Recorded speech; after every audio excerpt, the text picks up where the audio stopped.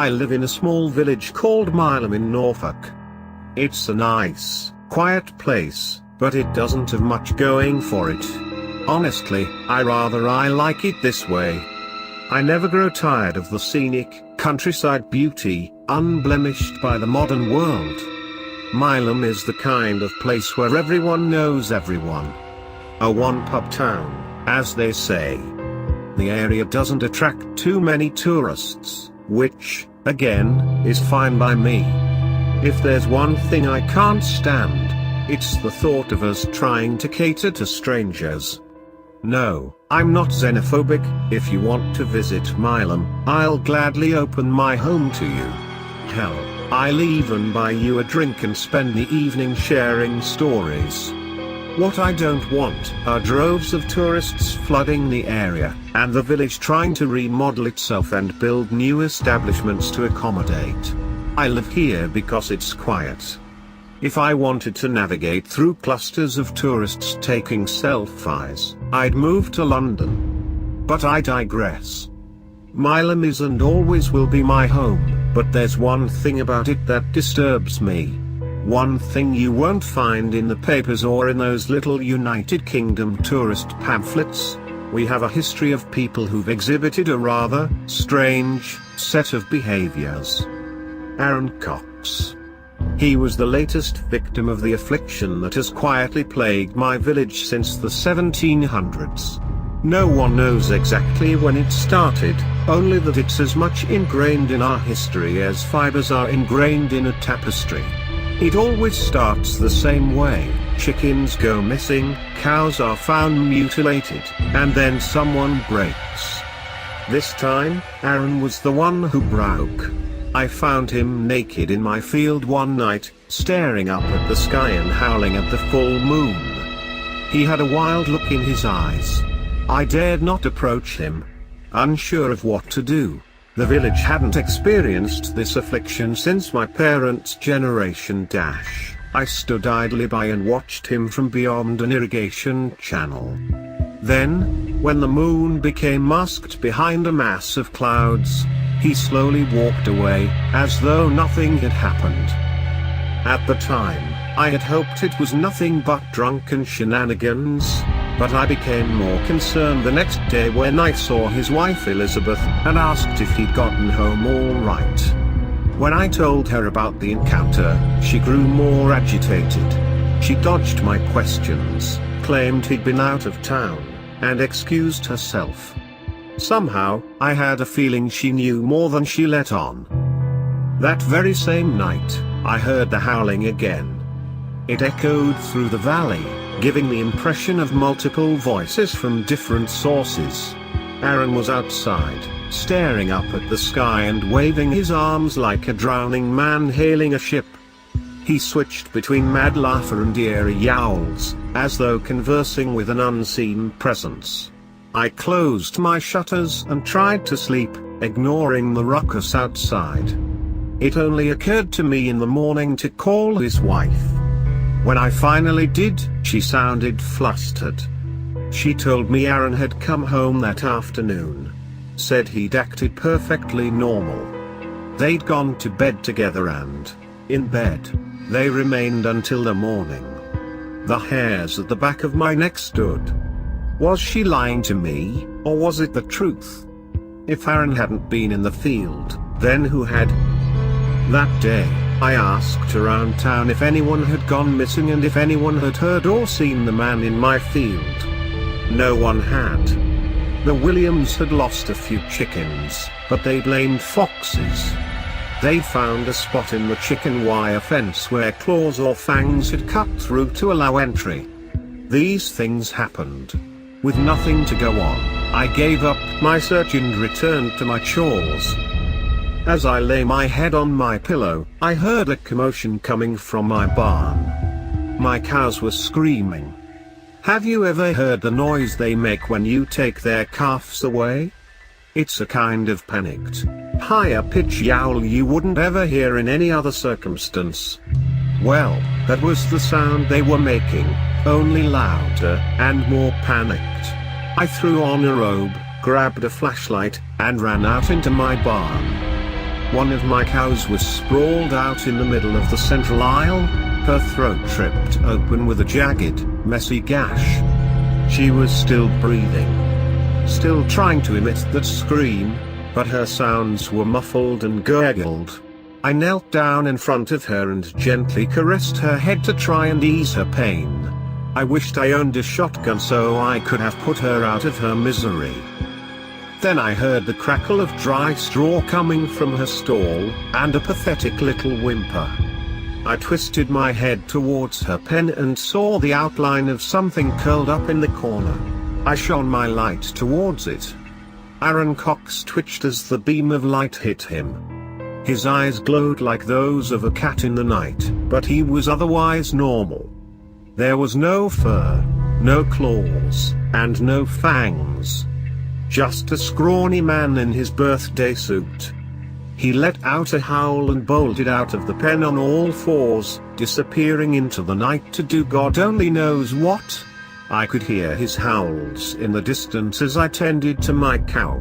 Before long, I was pounding on the door of the Cox household. Elizabeth Cox answered. She looked tired, but her hair was still in place. She hadn't gone to bed. What's going on? I barked angrily.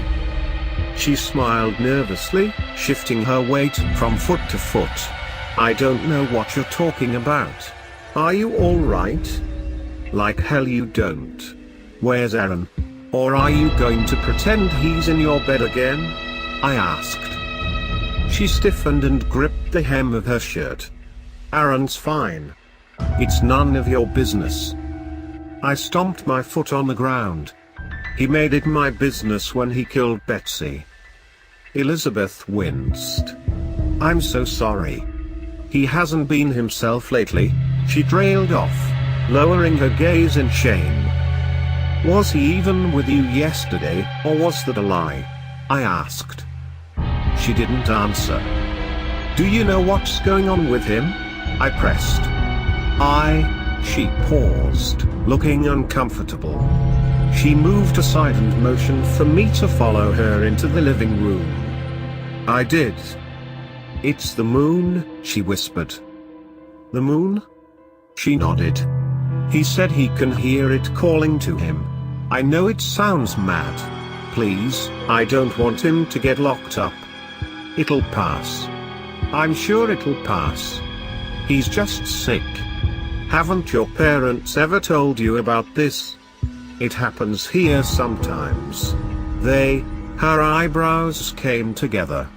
She held her breath and tensed. Sometimes they get better on their own. I leaned against the wall, remembering the stories my parents had told me. Stories of people going mad. Tiny outbreaks of some sort of disease, they thought. It hadn't happened in so long. It was assumed they were cases of mad cow disease of something of the sort, but back then, they hadn't had the tools to test for it yet. Could this be what was happening now?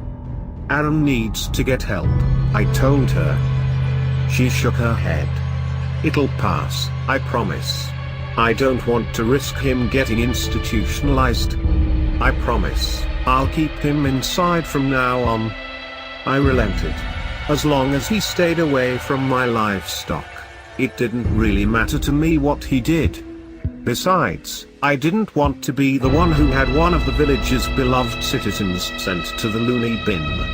It would get out. People would talk. I would get shunned, and so would Elizabeth. I didn't want that for her or for me, so I promised to keep quiet. Still, I couldn't help thinking of what she said. Or rather, what Aaron told her. The moon. He said it spoke to him. I'd seen him howl to it twice now.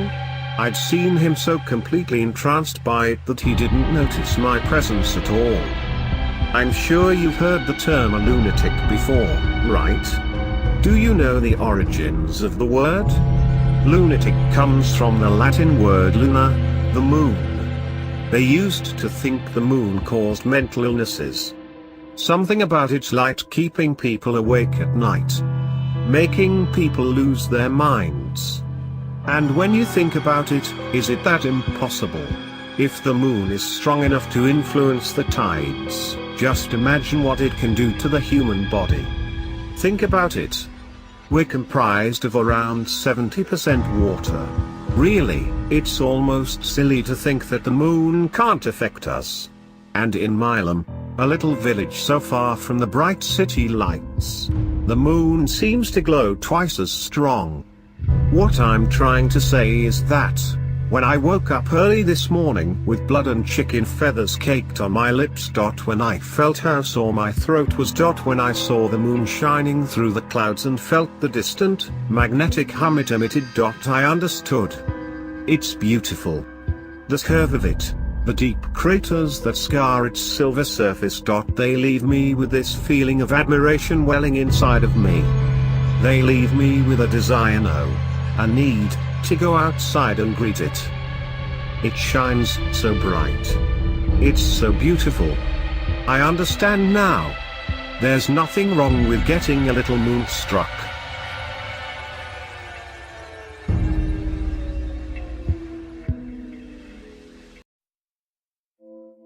In 1980, I worked as an office work inspector in the secretariat of the head office of our city. And under the program of voluntary assistance to agriculture, we, employees, were to go for a month to a sponsored collective farm. There were 20 people from different departments. From our secretariat, 2 people, me and my friend, the typist Galia. We arrived in the village, and it turned out that in the hostel, which we must provide, some domestic inconveniences had arisen. To put it simply, the crack went across the front of the building. We had to hurry to settle on private houses. And here we are standing in a circle, and we are called by the surnames and sent to wait for someone where. The turn came to us and Galia. You, they say, will live with the old Ivan Kozlov. We, young cheerful girls, were not happy about this turn, of course. Month at some grandfather. But we were worried for nothing. Ivan Ivanovich, our host, turned out to be a sturdy, cheerful, old-fashioned old man. A well-intentioned person, a merry fellow and a joker who knew many jokes and jokes. He loved us as relatives. He had the last name and was remembered for a lifetime. Firstly, Ivan Ivanovich lived with 2 goats. Galia and I first tried goat's milk, and secondly, standing up in the morning and smacking our lips from sleep, our grandfather proclaimed, "I'm going to try for you milk from my ladies. They respect me because I am their leader. And my last name is appropriate." We lived with our master, like Christ. In his bosom, in the hut, there is cleanliness and order. Everywhere there are rugs and napkins, a small scape in a red corner, and flowers in pots on the windows. My grandfather didn't let us go to work at the collective farm. We worked on toku, grain, without a mug, although we fed up in the local canteen and fed, tasty and satisfying. Once we came from our shift tired, but happy, then, by youth, any work in joy was. They began to gather for dances, local for us, urban, almost every evening they were having fun. But they understood, we hardly have time to reach the other end of the village before the thunderstorm. They just thought our downpour of terrible power began right away, with wind, thunder, monstrous lightning. I have never seen such a thunderstorm. We look. Our grandfather warmed the lamp before the image, crossed himself with a sneak. By the way, I am afraid of thunderstorms. My girlfriend also has eyes with a saucer. Do not be afraid, Ivan Ivanovich reassures us. In our collective farm, there are lightning rods on all the houses. The roof is not shy, and thoughtfully continued. Yes, now rarely such terrible thunderstorms rumble, maybe every 40 years rumbles. When such dooms happen, I always burn a candle or a lamp. I remember my wife. Did she die? Your wife? We asked Galileo at the same time. In a thunderstorm? Maybe she died. Maybe she's alive, I do not know, grandfather answered. And it was so. Ivan Kozlov was a master of all trades. Particularly successful were the strong and fine beehives. They invited him to work even in the neighboring villages. Here, on one of the sweltering summer days that happen before a thunderstorm, Ivan hurried to catch home before dark, to his young wife, who wore their firstborn under their hearts. He left the neighboring village, where he stayed for work when the black clouds had already clung to the whole sky and the light blue lightning became purple. The wind rose. The distance rumbled more distinctly. Only Ivan stepped onto a country road, as a dog rushed from under him right out of his feet, a brown female with sunken sides and tails on his tail. The dog grinned, growled and flashed an eye, the other eye was covered with a catcher. Ivan swung his fist at her, cursed, and hurried home. His way lay through a small coppice. And from there it is not far from the house. According to the forest, Ivan ran at a run, because the wind grew stronger, branches broke, branches fell under his feet, in the sky rumbled so that the earth trembled. It was still a dry thunderstorm, but the guy knew a little more, and a shower would gush. Suddenly, from behind the bushes, the same dog rushed under his feet again. Ivan picked up a stick from the ground, and the beast retreated. Maybe mad, the guy though, and without letting go of the stick, he continued on his way. Passing the buckwheat field, Ivan descended into a small ravine, where a streamlet flowed. Getting out of it, I heard horse breathing behind my back.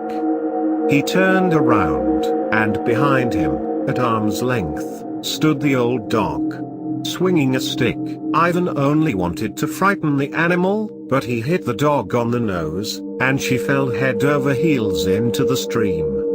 What was the strength? The guy rushed to the house. With the first drops of rain crossed his threshold, the first thing that caught his eye was white, like chalk, the dazed face of his young pregnant wife. With a trembling hand, she pointed to the old woman, who, cowering, was sitting on a long bench near the stove. "Here," said his wife with horror in her voice, "this madman has fallen into the hut. All shakes, says nothing." The old woman sat hunched over in a dark scarf pulled over her eyes, from which only the tip of her nose was sticking out. Stubby cones stuck to a faded brown sweater with outstretched sleeves. The burdock, the wet hem of a dark skirt and bare feet were wet and dirty. "You give her a cup of hot water?" the wife asked. "I am afraid to approach her myself. See how shaking it, a disease?" Ivan opened the damper from the stove, bent down to pull up a pot of iron with boiling water, and from behind his robe, a small cross dropped into the slit of his shirt. Only the guy managed to notice a terrible look that flashed from under his headscarf. One of the old woman's eyes was caught in a thorn. Insane jumped from the bench, rushed to the door, stumbled with her foot on the threshold and found herself on the street. Immediately above the house, there was such a strong rumble of thunder that glass shook in the windows. Ivan ran out on the porch but saw no one. Only streaks of lightning split the sky apart. Less than a month later, as the wife, coming out of the hut with a rag of dirty water, stumbled on the threshold, fell, badly hurt, and soon lost her child. Has thrown off, as they said. After that, the young woman locked herself in, didn't talk to anyone, didn't react to anything, and then began to leave the house altogether. Ivan with the help of fellow villagers caught her and brought her home. But the day came when the woman disappeared without a trace. My friend and I sat quietly, listening to the story of Ivan's grandfather, did not for a moment doubt his veracity. As if guessing our thoughts, Ivan Ivanovich went to the door leading to the passage and pointing at the faint furrows that were barely visible, but still visible to the eye, said, "Here they are, these traces that the old woman left when she ran away. Is this a man? Werewolf? I already painted over them and plastered them, to no avail. In time, they still come out. But you girls, do not be afraid. It has been a long time since nothing like this has happened. For some reason, there was no fear. True. Now, leaving the house, we no. Yes, and looked at the traces of a werewolf.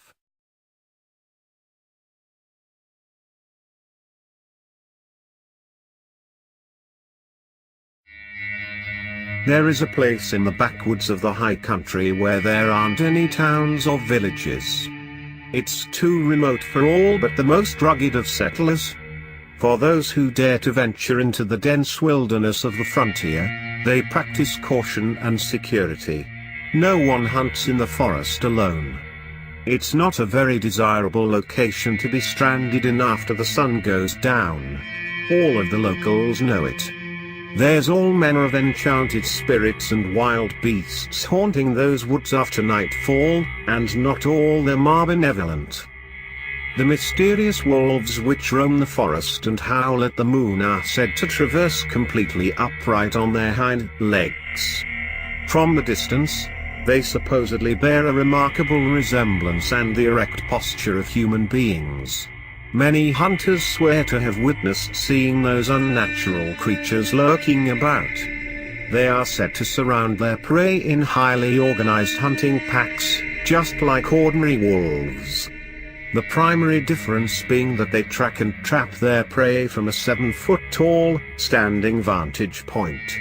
Villagers in the nearby towns are a superstitious lot and took this sinister canine legend to heart. I never gave their fanciful folklore much credence until I saw one of the feral beasts for myself. It crept around an outlying cluster of hardwoods at the edge of the woods, near the faded light of dusk. My jaw dropped and the hairs on my neck raised up. As soon as it saw me, it wrinkled its snout in an aggressive, toothy snarl. I feared that I was going to have to fend off a violent attack, but in the end, it retreated away slowly. I'll never forget the startling sight of a fully standing werewolf, massive in size, stepping back into the safety of the tree line. What black magic, sorcery, or mysterious act of the Lord was this? The fierce look in its coal black eyes spoke volumes. "You stay inside your territory and I'll stay within mine," was the message. Being so close to the wretched thing filled me with a chilling dread.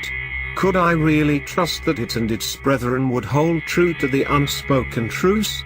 I had no way of knowing, but from that day forward, I forbade my children from stepping foot into the woods after sundown.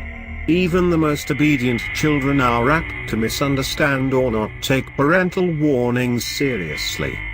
In the back of my mind, I always carried a lurking fear of the possible consequences. Naturally, my sons and daughters failed to understand the true reason for my strict, unexplained directive. I didn't even try to tell them about the horrible abomination I'd witnessed. Being labeled a forbidden place made it even more tantalizing. I caught all of them stealing longing glances at it, from time to time.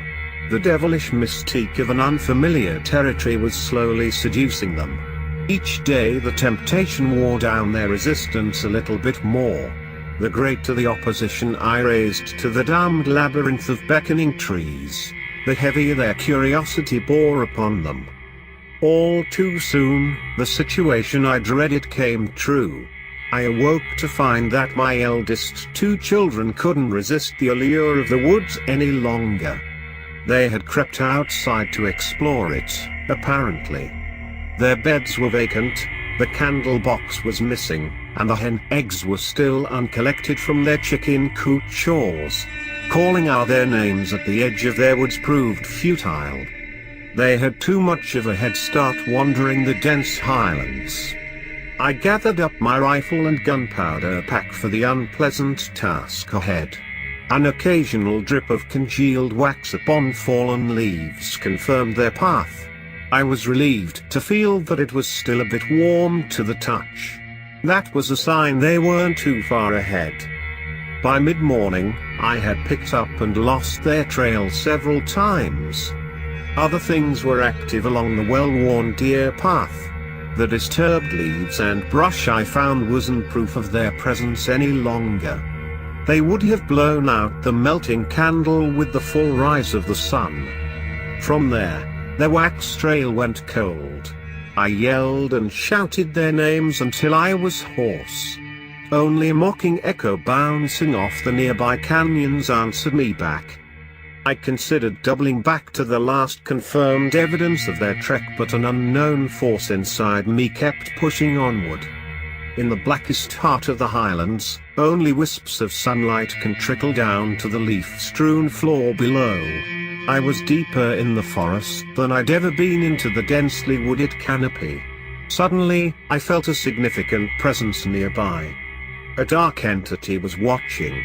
I turned to face the same ferocious mongrel which had haunted my nightmares since the first day I saw it.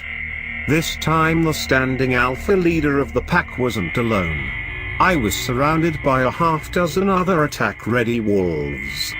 He snarled while the others remained silent in hierarchical respect. I had my gun at the ready but could only take out one of them before the rest pounced on me. He was the obvious choice for my musket volley. When the leader of any rank-and-file organization falls, the underlings often panic. Regardless, I wasn't likely to make it out of the woods alive. I thought deeply about the circumstances which led me there. I had been the one who violated the agreement and broke the rules. I was in their territory. Against every instinct I held dear, I lowered my weapon as a sign of contrition. The posture of the pack immediately changed. The alpha male stepped back slightly. Then all the others followed suit, breaking the tense stalemate. Eventually, they all fell back, out of sight. To much greater surprise, my two missing children appeared from the same general direction. I surmised that the majestic wolves who walk upright had been holding them captive until I came to answer for their careless trespass. I was glad that I found a peaceful resolution to being cornered by them. I am sure there would have been a very different outcome, otherwise. My children and I walked back home in virgin silence. No angry words needed to be spoken, nor threats made. I saw the mortal depth of fear and greater understanding of their remorseful eyes. Never again would I have to worry about them or their younger siblings wandering into the highland woods. No doubt they would impart the importance of honoring the territorial border with my two youngest children. It was a valuable lesson for all of us.